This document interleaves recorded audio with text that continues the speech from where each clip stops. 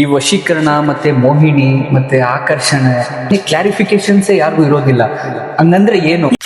ಈ ಮೋಹಿನಿ ಅನ್ನುವಂತಹದ್ದು ಏನು ಅಂದ್ರೆ ಅಥರ್ವಣ ವೇದ ತಂತ್ರಶಾಸ್ತ್ರದಲ್ಲಿ ಬಳಕೆ ಮಾಡ್ತಕ್ಕಂಥ ಕೆಲವೊಂದು ಶಕ್ತಿಗಳು ಅಂತ ಹೇಳ್ಬೋದು ಅಥವಾ ದೇವತೆಗಳು ಅಂತ ಹೇಳ್ಬೋದು.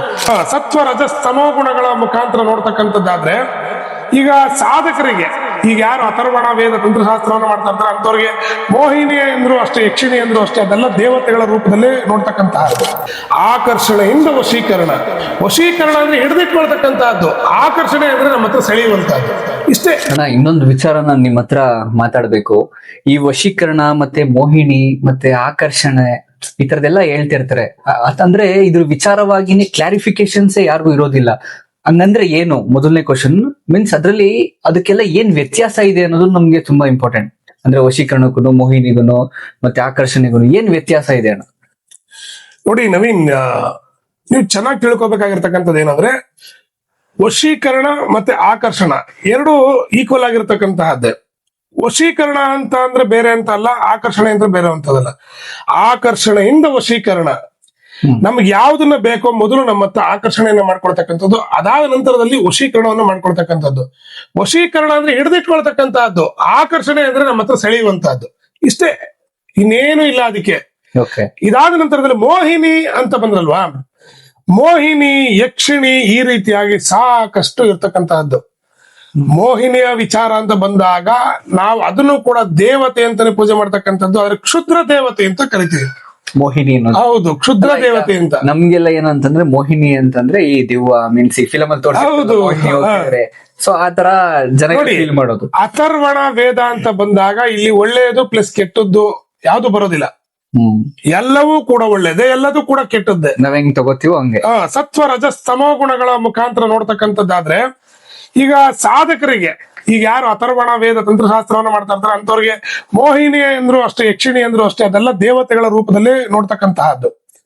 ಯಾಕೆಂದ್ರೆ ಯಾವುದಾದ್ರೂ ಒಂದು ಕೆಲಸವನ್ನ ಮಾಡಿಸ್ಕೋಬೇಕು ಅಂತಂದ್ರೆ ಇವಾಗ ಕೆಟ್ಟದ್ರ ಜೊತೆ ಕೆಲಸ ಮಾಡಿಸ್ಕೋಬಾರ್ದು ಅಥವಾ ಒಳ್ಳೇದು ಅಂತ ಏನಿಲ್ಲ. ಅಲ್ಲಿ ಕೆಲಸ ಆಗ್ಬೇಕಷ್ಟೇ. ಇವಾಗ ನಿಮ್ಗೆ ಯಾವ್ದು ಅನುಕೂಲ ಆಗುತ್ತೆ ಅದನ್ನ ಒಳ್ಳೇದು ಅಂತ ತಾನೇ ಕರಿತೀರಿ.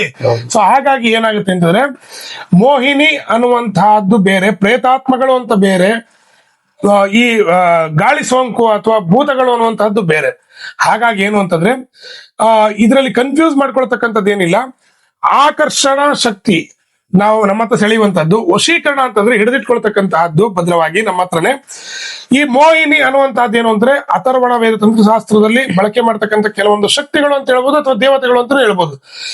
ಯಾರಿಗೆ ಉಪದ್ರವ ಅಂದ್ರೆ ಸಮಸ್ಯೆಗಳಾಗಿರ್ತವೆ ಅಂತವ್ರಿಗೆ ಇದು ಕೆಟ್ಟದ್ದು ಅಂತ ಕಾಣಿಸುತ್ತೆ, ಯಾರು ಒಳ್ಳೇದಾಗಿದೆ ಅವ್ರಿಗೆ ಒಳ್ಳೇದು ಅಂತ ಕಾಣಿಸುತ್ತೆ. ಅಂದ್ರೆ ಅಣ್ಣ, ಈ ಮೋಹಿನಿ ಅಂತ ಏನ್ ಹೇಳಿದ್ರೆ ಮೀನ್ಸ್ ಅವರೆಲ್ಲ ಸಂಚಾರ ಮಾಡ್ತಿರ್ತಾರೆ. ಖಂಡಿತವಾಗ್ಲು ಅದಕ್ಕೆ ಆಕಾರ ಇರೋದಿಲ್ಲ, ರೂಪ ಇರೋದಿಲ್ಲ, ಯಾವುದೇ ರೀತಿ ಅಂತ ಇಂಥದ್ದೇ ಗುಣಲಕ್ಷಣಗಳು ಅಂತ ಇರೋದಿಲ್ಲ, ಏನು ಇರೋದಿಲ್ಲ. ಯಾವ ಸಂದರ್ಭದಲ್ಲಿ ಯಾವ ರೀತಿಯಾಗಿ ಬೇಕಾದ್ರೂ ಬದಲಾವಣೆ ಆಗ್ಬೋದು, ಒಳ್ಳೇದು ಇರ್ಬೋದು ಕೆಟ್ಟದ್ದು ಇರ್ಬೋದು.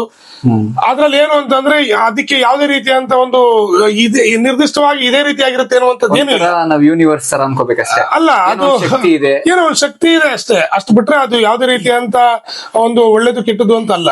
ಆದರೆ ಆ ಶಕ್ತಿ ಏನೆಲ್ಲ ಕೆಲಸವನ್ನ ಮಾಡುತ್ತೆ ಅನ್ನುವಂಥದ್ದು ಬಹಳ ಎಚ್ಚರಿಕೆಯನ್ನು ತೆಗೆದುಕೊಳ್ಬೇಕಾಗತ್ತೆ. ಸಾಕಷ್ಟು ಜನಗಳಿಗೆ ಏನು ಅಂತಂದ್ರೆ ಮೋಹಿನಿ ಕಾಟ ಅಂತ ಕರೀತಾರೆ. ಮೋಹಿನಿ ಕಾಟ, ಇವರು ಏನೋ ಮೋಹಿನಿ ಬೆನ್ನತ್ತಿದಾಳೆ ಹಾಗೆ ಹೀಗೆ ಅಂತೇಳಿ. ಹೌದು, ಈಗ ಉದಾಹರಣೆಗೆ ಏನಂತಂದ್ರೆ ರಾತ್ರಿ 11:15 ಅಥವಾ 12 ಗಂಟೆ ಸಂದರ್ಭದಿಂದ ಬೆಳಗಿನ ಜಾವ 3-3:30ವರೆಗೂ ಕೂಡ ನಿರ್ಜನ ಪ್ರದೇಶದಲ್ಲಿ ಅಥವಾ ರಸ್ತೆಯಲ್ಲಿ ಒಬ್ಬೊಬ್ಬರೇ ಒಂಟಿಯಾಗಿ ನಡ್ಕೊಂಡು ಹೋಗುವಂತಹ ಸಂದರ್ಭದಲ್ಲೂ ಕೂಡ ಈ ಮೋಹಿನಿ ಅನ್ನುವಂತಹದ್ದು ಕಾಡಿಸ್ತಕ್ಕಂತಹದ್ದು ಸಹಜವಾಗಿ ಇರುತ್ತೆ. ನಿಜ, ಹೌದು, ಅದು ಅಕ್ಷರಶಃ ಸತ್ಯ. ಆದ್ರೆ ಕೆಲವೊಬ್ರು ಇದನ್ನ ನಂಬ್ತಾರೆ, ಕೆಲವೊಬ್ರು ನಂಬಲ್ಲ.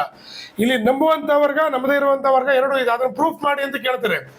ನೋಡಿ, ಒಂದೇನು ಅಂತಂದ್ರೆ ಯಾವುದನ್ನು ಕೂಡ ನಾವು ಇಲ್ಲಿ ಅಲ್ಲಿಗೆಳೆಯುವಂತದ್ದಿಲ್ಲ, ಎಲ್ಲವನ್ನ ಪ್ರೂವ್ ಮಾಡ್ಬೇಕು ಅಂತಿಲ್ಲ. ಬೀಸುವಂತಹ ಗಾಳಿಯನ್ನ ಪ್ರೂವ್ ಮಾಡಿ ನಾವು ಫೀಲ್ ಮಾಡ್ತಕ್ಕಂಥದ್ದು. ಫೀಲ್ ಮಾಡೋದಕ್ಕೂ ಹೌದು, ಖಂಡಿತವಾಗ್ಲು.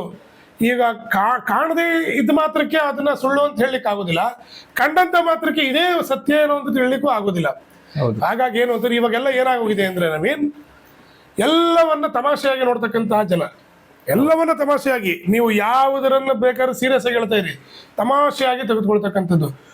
ಮೋಹಿನಿನ ಆಯ್ತು ಹೋಗಿ ನಾವೇ ಹಿಡ್ಕೊಂಡ್ಬಿಡ್ತೀವಿ ಅಂತ ಅನ್ನುವಂಥದ್ದು, ಹಿಡಿದು ಡಬ್ಬಿಯಲ್ಲಿ ಹಾಕೊಂಡ್ಬಿಡ್ತೀವಿ ಅನ್ನುವಂಥ ಜನ ಇಲ್ಲ, ಅದೇನ್ ಮಾಡುತ್ತೆ ನೋಡೇ ಬಿಡೋಣ ಅನ್ನುವಂಥ ಜನ. ಆದ್ರೆ ಸಮಸ್ಯೆಗಳು ಅನುಭವಿಸುವಂತಹ ಮಟ್ಟಕ್ಕೆ ಬಂದಾಗ ಮಾತ್ರ, ಆದ್ರೆ ಕುತ್ತಿಗೆ ಮಟ್ಟಕ್ಕೆ ಬಂದಾಗ ಮಾತ್ರ ಅವ್ರಿಗೆ ಅಲ್ಲಿವರೆಗೂ ಕೂಡ ಯಾವುದು ಗೊತ್ತೇ ಆಗೋದಿಲ್ಲ. ಹೌದು. ಅದು ಗೊತ್ತಾಗುವಷ್ಟೊತ್ತಿಗೆ ಕಾಲ ಮೀರೋಗಿರುತ್ತೆ. ಆವಾಗ ಬರ್ತಾರೆ ನನಗೆ ಸಮಸ್ಯೆ ಆಗಿದೆ ಅಂತೇಳಿ. ನಿಜ. ಇದಕ್ಕೆ ಏನು ಹೇಳಬೇಕು ಅಂತ ಅರ್ಥನೇ ಆಗೋದಿಲ್ಲ. ಹಾಗಾಗಿ ಏನು ಅಂತಂದ್ರೆ ಫೈನಲ್ ಆಗಿ ಈ ವಿಚಾರಕ್ಕೆ ಹೇಳುವಂತದ್ದಾದ್ರೆ, ಜನಗಳು ಎಲ್ಲವನ್ನ ಕೂಡ ತಮಾಷೆಯಾಗಿ ನೋಡ್ತಕ್ಕಂಥದ್ದನ್ನು ಬಿಟ್ಬಿಡ್ಬೇಕು. ಅದರಲ್ಲೂ ಕೂಡ ಈ ಸ್ಪಿರಿಚುಯಾಲಿಟಿ ಅಥವಾ ಸ್ಪಿರಿಚುವಲ್ ಎನರ್ಜಿ ಅಂತ ಏನ್ ಕರಿತೀವಿ, ಗೊತ್ತಿರ್ತಕ್ಕಂಥದ್ದು ಗೊತ್ತಿಲ್ಲದೆ ಇರ್ತಕ್ಕಂತಹದ್ದು ಯಾವ್ದ್ರ ಜೊತೆಗೂ ಕೂಡ ಸುಖ ಸುಮ್ಮನೆ ಆಟ ಆಡಬಾರ್ದು. ಬೆಂಕಿ ಸುಡಲ್ಲ ಅಂತ ಆಟ ಆಡಬಾರ್ದು. ಚಿಕ್ಕದಾಗಿದ್ದ ಮಾತ್ರಕ್ಕೆ ಏನ್ ಸುಡಲ್ಲ ಅಂತಲ್ಲ, ಸುಡುತ್ತೆ ಅದು ಕೂಡ. ಹೌದು. ದೊಡ್ಡದಾಗಿ ಪ್ರತಿಧ್ವನಿಸ್ತಾ ಇದ್ರೆ ಮಾತ್ರ ಸುಡಬೇಕು ಅಂತೇನಿಲ್ಲ.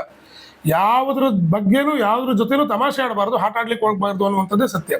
ಹಾಗಾಗಿ ಏನು ಅಂತಾರೆ, ಯಾವುದೇ ಒಂದು ವಿಚಾರದಲ್ಲಿ ತಿಳಿದೇ ಇದ್ರೆ ತಿಳ್ಕೊಳ್ಳೋದು ಅನ್ನುವಂಥದ್ದು ಉತ್ತಮ. ಹೌದು.